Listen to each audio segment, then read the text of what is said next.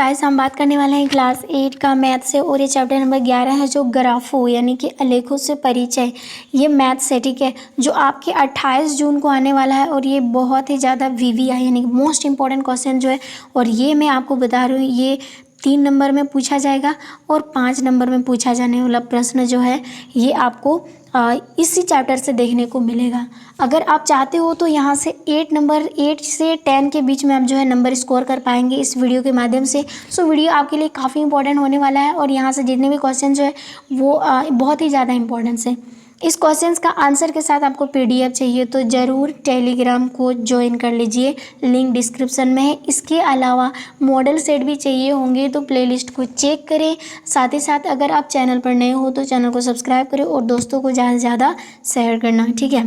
तो बात करते हैं यहाँ पर चैप्टर नंबर 17 में हमें ग्राफ से संबंधित क्वेश्चन जो है पढ़ने पड़ेंगे। सो सबसे पहले मैं आपको एक ग्राफ शो कर देती हूँ, ठीक है।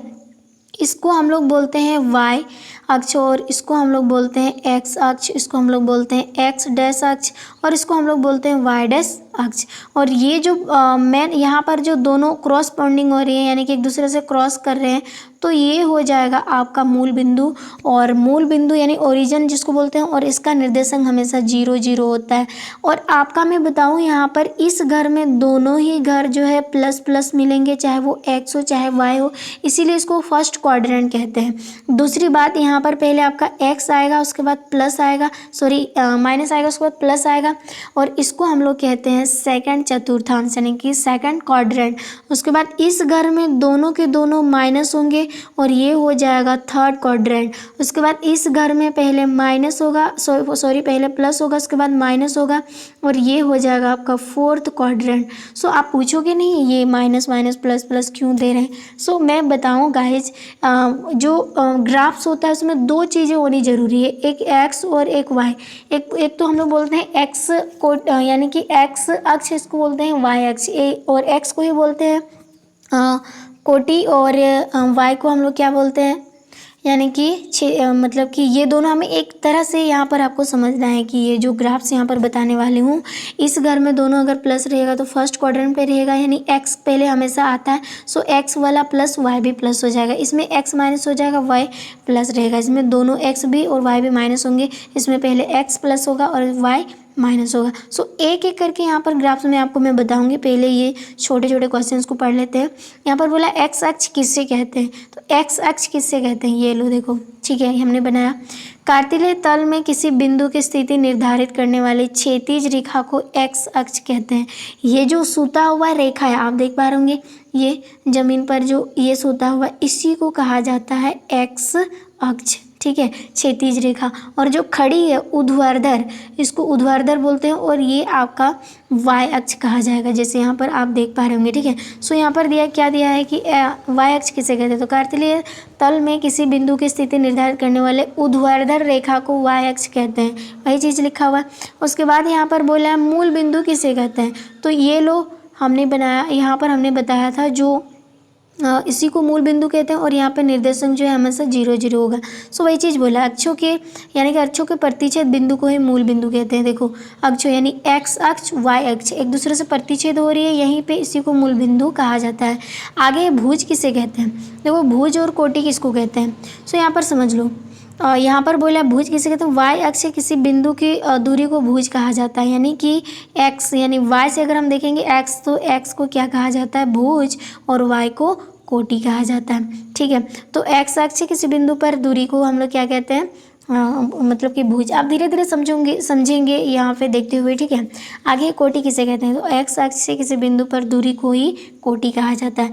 आप चतुर्थांश किसको बोलते हैं, हमने अभी भी देखा चतुर्थांश किसे कहते हैं, तो निर्देशांक तल के यानी कि अक्ष तल को 4 भागों में बांट देते हैं और प्रत्येक भाग को ही क्या कहा जाता है चतुर्थांश, जो मैंने बताया first second third and fourth, ठीक है। सो यहाँ पर आपका क्वेश्चन शुरुआत होता है, इसमें बोला बिंदु P 5 यानी कि 5 और 4 का एक्स निर्देशांक यानी कि भुज क्या है, एक्स निर्देशांक को ही भुज कहा जाता है, ओके। सो यहाँ पर देखो पहले x आता है उसके बाद y आता है, तो इसका मतलब x जो है वो 5 है और y कितना है 4 है। और हमें बोला एक्स निर्देशांक यानी भुज बोला, भुज कितना है 5 है। सो हमारा आंसर 5 हो जाएगा। इस तरह आपको चेक करने हैं। उसी क्वेश्चंस को यहाँ पर दिया है बिंदु में y का निर्देशांक यानी कि y निर्देशांक को ही कोटि कहा जाता है। क्या होगा, तो y तो बाद में आता है, तो बाद कितना है 4 है। सो इस तरह आपको बताना है। आगे है मूल बिंदु के निर्देशांक क्या होता है। तो मूल बिंदु के निर्देशांक तो हमने अभी अभी जाना है, दोनों ही 0 होता है। उसके बाद आगे बात करते हैं किसी चतुर्थांश में बिंदु स्थित होगा यदि कोटि 3 है और क्या है भुज क्या है 4 है। सो इसका क्या हो जाएगा, मतलब किस चतुर्थांश में होगा। तो देखिए यहाँ पर एक आपको समझना है। देखिए भुज को हम लोग क्या बोलते हैं, भुज को हम लोग x बोलते हैं और कोटि को हम लोग क्या बोलते हैं, कोटि को हम लोग y बोलते हैं। देन गाइस यहाँ पर x पहले आता है उसके बाद y आता है। तो यहाँ पर x का मान तो -4 है क्योंकि भुज 4 है और +3 है। और हमने ये चीज़ें देखा था पहले माइनस तब प्लस, वो किस घर में था, देखो इस घर में दोनों के दोनों प्लस था। फर्स्ट वाला में इसमें पहले माइनस उसके बाद प्लस, इसका मतलब यहाँ पे पहले माइनस और प्लस जो है ये सेकंड क्वाड्रेंट में होगा। तो ये हमारा आंसर हो जाएगा द्वितीय चतुर्थांश यानी कि सेकंड क्वाड्रेंट पर है। ठीक है। उसी तरह अगर इसको अगर बात करें जैसे यहाँ पर दिया है उस बिंदु का नाम लिखिए जो x अक्ष एवं y अक्ष प्रतिच्छेद होती है। देखो x अक्ष और y अक्ष जो प्रतिच्छेद होती है, ये तो हमारा x अक्ष है और ये y अक्ष है, किस जगह पर कट कर रही है, इस जगह पर। तो इसी का नाम होता है मूल बिंदु यानी ओरिजिन कहा जाता है और यही आंसर होगा हमारा। नेक्स्ट क्वेश्चन आपका रह सकता है 3 नंबर में। ठीक है। तो आकृति देखकर निम्नलिखित को लिखिए। तो आकृति देखकर हमें इसका क्या करना है, लिखना है। ओके। जैसे यहाँ पर दिया है ये आकृति आप देख रहे हो, बी का निर्देशांक बिंदु कितना है। सो बी का निर्देशांक बिंदु है -2 और 3। ओके। और जैसे यहाँ से -2 गया और यहाँ से यहाँ से +3 हो गया। उसी तरह यहाँ ए का x तो 4 है और y कितना है 2 है, तो यहाँ पर मैच हो रहे तो इसका बिंदु है।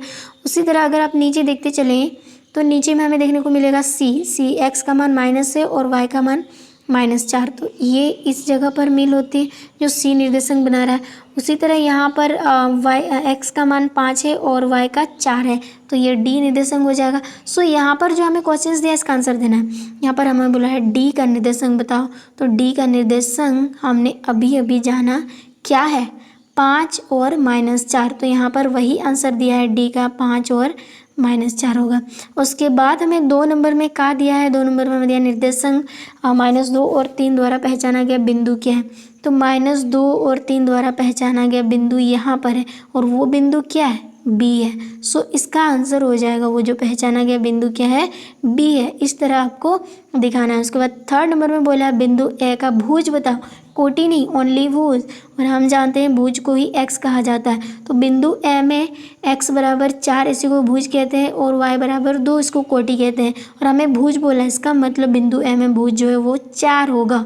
सो यहाँ पे 3rd नंबर में वही आंसर है। बात करते हैं 4 नंबर। 4 में हमें क्या दिया, बिंदु सी का कोटि बताओ। अब भुज नहीं कोटि बतानी है। ठीक है। और कोटि तो हम y को बोलते हैं, पहले x आता है उसके बाद y, तो c का कोटि कितना हो जाएगा 4 हो जाएगा। तो c का कोटि 4 हो जाएगा जो आपको यहाँ पर आंसर में दिख रहा है। उसके बाद या तो आपको फिगर दिया हुआ रहेगा तो आपको दिखाना है, या तो आपको फिगर बनाने दिया जाएगा और ये चीज़ें लिखा हुआ रहेगा। सो यहाँ पर दिया निम्नलिखित बिंदुओं को ग्राफ पेपर पर अंकित करें। सो एग्जाम में आपको ग्राफ पेपर जो है दिया हुआ रहेगा, आपको लेके जाना नहीं है एक्स्ट्रा। ठीक है। आपको एग्जाम हॉल में ही मिल जाएगा एग्जाम पेपर के साथ। ठीक है। सो सबसे पहले देखो यहाँ पर 2 नंबर में क्या बोला है, ए यानी कि 4,2 और बी यानी कि यहाँ पर है -2,3 और सी यानी कि 3 -4 और डी का मान है 5,-4। इसको क्या करना है, बिंदु जो है इसको ग्राफ पेपर पर अंकित करना है। ए का 4 यानी 4 और 2 दोनों ही प्लस वाला है। सो प्लस वाला है तो इस घर में होगा। ठीक है। इस घर में होगा क्योंकि x का मान 4 है जो यहाँ से कर रहा है और y का मान कितना है हमारा 2 है। ठीक है। तो 2 है तो इस जगह पर ये चलेगा। ये माइनस नहीं है, ये माइनस नहीं है, इसको मिला दिया गया है। Then okay. सो ये हो जाएगा हमारा बिंदु ए का मान इस तरह बैठाना है। उसके बाद बिंदु बी का कितना -2 और 3, पहले माइनस और प्लस आ जाएगा तो ये सेकंड चतुर्थांश में होगा जो यहाँ पर आपको दिख रहा है, ये बिंदु है। ये बी बिंदु को हमने दर्शाया। उसके बाद अगर हम देखते हैं सी में दोनों ही माइनस है तो ये वाला घर पर आ जाएगा जो यहाँ से और यहाँ से टच करते हुए आया है। देन नेक्स्ट है D number questions. D number में हमें क्या दिया, 5 पहले प्लस उसके बाद माइनस, इसका मतलब 4 चतुर्थांश में दिया है पहले +5 उसके बाद -4 और ये हो जाएगा हमारा आंसर। देन नेक्स्ट क्वेश्चन है जैसे यहाँ पर दिया बिंदु 0 0 0 4 5 0 -2 0 एवं 0 -3 को ग्राफ पेपर पर अंकित करो। सो सबसे पहले हमें क्या करना है, ग्राफ पेपर में 0 0 0 तो ओरिजिन यानी कि मूल बिंदु होता है जो यहाँ पर दर्शा दिया गया है, ठीक है। उसके बाद हमें 0 और 4 यानी कि y यानी कि x में कहीं नहीं जा रहा, यहाँ जो 0 है ना x में कहीं नहीं जा रहा लेकिन y पर है, तो ये इसका बिंदु यहाँ पर आप निर्धारित करेंगे। अगर आपको इसके माध्यम से नहीं समझ में आता है तो दोस्तों मैं आप बता दो, यानी कि कमेंट बॉक्स में बता दो, मैं आपको लिख के भी बताऊंगी, ठीक है, किस तरह इसको दर्शा देना है, ठीक है। अगर आपको अभी समझ में आता है तो बहुत बेटर है, ठीक है। अगर नहीं समझ में आता तो हमें कमेंट में ज़रूर बताइएगा। उसके बाद इसमें है x का मान तो 5 है लेकिन y की तरफ कहीं नहीं जा रहा है। सो x का मान तो 5 है लेकिन y में कोई दूरी नहीं जा रहा है, इसीलिए वो यहीं पर है। y की तरफ तो नहीं ना बढ़ रहा है, सिर्फ x की तरफ बढ़ रहा है, इसीलिए ये हो जाएगा। उसके बाद है -2,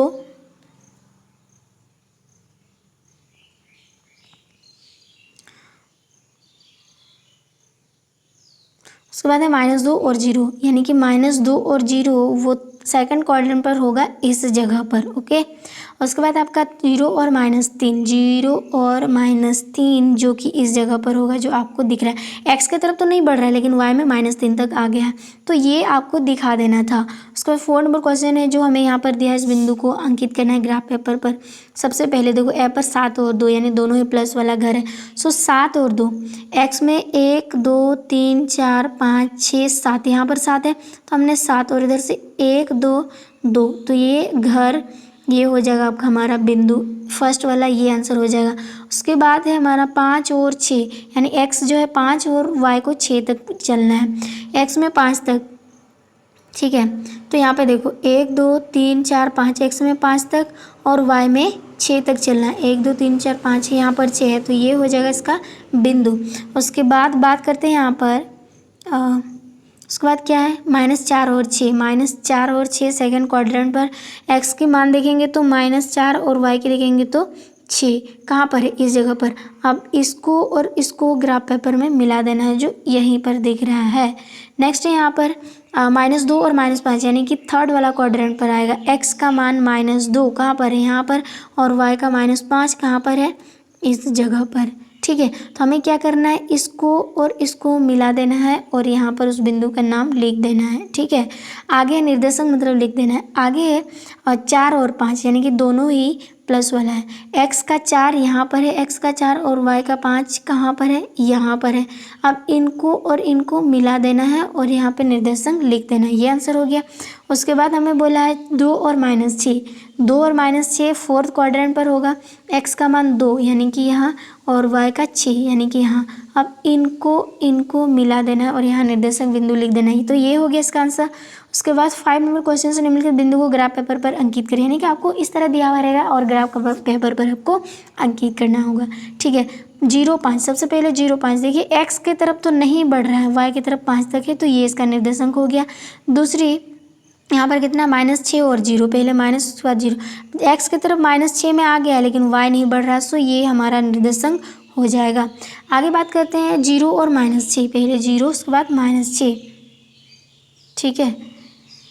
तो ये कहाँ पर है भला, तो ये है हमारा इस जगह पर, क्योंकि x की तरफ तो नहीं बढ़ रहा है, y में -6 तक जा रहा है। आगे 7 और 0, पहले प्लस में और y का मान नहीं बढ़ रहा है, x का मान 7 तक तो गया लेकिन y का नहीं बढ़ रहा है, तो ये हो जाएगा हमारा निर्देशांक, ठीक है। तो इस तरह आपको बना के दिखा देना है एग्जाम। क्वेश्चन है ग्राफ पेपर पर बिंदु जो है ये जो दिया हुआ है इसको अंकित करें, क्या ये दोनों बिंदु एक ही बिंदु को दर्शाते हैं, तो यहाँ पर दिखाना है। तो हम यहाँ पर देखो ये दोनों एक ही बिंदु को दर्शाता है, जो यहाँ पर हमने देखा, एक तो 7 में जाएगा x, सॉरी यहाँ तक हमने x का मान 4, y का 7 यानी कि यहाँ पर जो बिंदु बना है, और एक है x को 7 हमने रखा और y को 4 और x को 7, क्या एक ही बिंदु पर बना, ये नहीं ना बना, तो आंसर लिख देना नहीं, ठीक है।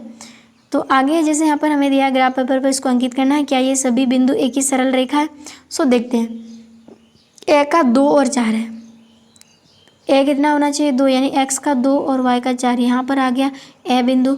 उसके बाद आगे बात करते हैं बी कितना है 4 और 2, बी है 4 और 2, यहाँ पर देखो बी 4 होगा और वाई तो 2 होगा, ये है बी बिंदु। उसके बाद आगे हम देखेंगे सी है 0 और 6, एक्स का मान 0 वाई का मान 6, ये हो गया। उसके बाद डी है हमारा -1 और 7, यानी कि एक्स का -1 और वाई का 7। अब देखो यहाँ पर जो बिंदु बना है, ये बिंदु आपको स्केल की सहायता से अगर इसको मापेंगे तो वो केवल एक ही बिंदु पर, मतलब कि सभी बिंदु जो एक सरल रेखा में प्राप्त हुआ है। तो इस तरह आपको दिखा देना है। आगे ग्राफ पेपर को देकर बिंदुओं के निर्देशांक लिखें। इसका निर्देशांक लिखना है, ठीक है। जैसे ए जो यहाँ पर दिया हमें, ए किस किस को कर रहा है, देखिए यहाँ पर यहाँ से अगर हम देखेंगे ये 2 और ये 3, इसका मतलब ए का मान जो है पहले 2 होगा, उसके बाद 3 होगा। अगर हम बी की बात करेंगे, बी कितना पर है, 5 पर, तो बी यहाँ पर देखिए 1 2 3 4 5 और इधर से देखेंगे 2, तो यहाँ पर एक्स का मान 5 और बी का निर्देशांक 5 और 2 हो जाएगा। उसके बाद अगर हम सी की बात करेंगे तो x का मान कितना है, x तो यही है, तो x में -3 और y में 2 हो जाएगा, ये तो c का मान हो गया। उसके बाद आगे हमें d का भी मान निकालना है। d कितना है, d में से -4 और इधर -3, यानी कि d का मान -4 और 3 है, -3 है। और इधर अगर हम देखेंगे e में, यानी कि e में x का मान 5 और y का मान 4, यानी -4, इस तरह होगा। तो आपको यही निर्देशांक यहाँ पे दिखा देना है। a पर कितना था, 2 और 3 हमने देखा, बी पर 5 और ये 2, उसके बाद -3 और 2, उसके बाद डी पर -4 -3 और ई पर 5 और -4 था। तो ये ही था आपका ग्राफ जो आपको एग्जाम में जो है पूछा जाएगा। यहाँ से एक भी क्वेश्चन नहीं छूटने वाला। आई होप आपको समझ में आ गया होगा। अगर समझ में आया तो प्लीज़ चैनल को सब्सक्राइब करना, लाइक करना और शेयर करना ना भूलें।